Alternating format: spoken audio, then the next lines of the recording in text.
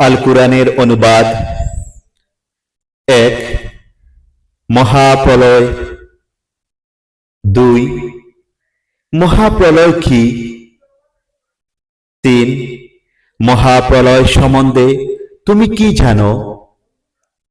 ৪ সেদিন মানুষ হবে বিক্ষিপ্ত পতঙ্গের মতো।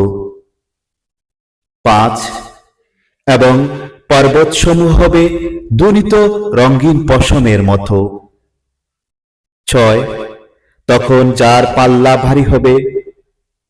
৭ সে তো লাভ করবে সন্তোষজনক জীবন।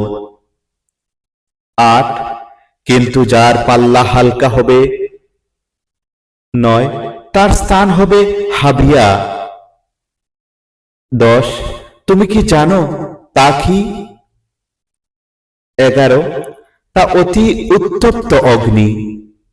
সূরা কারিয়াহ।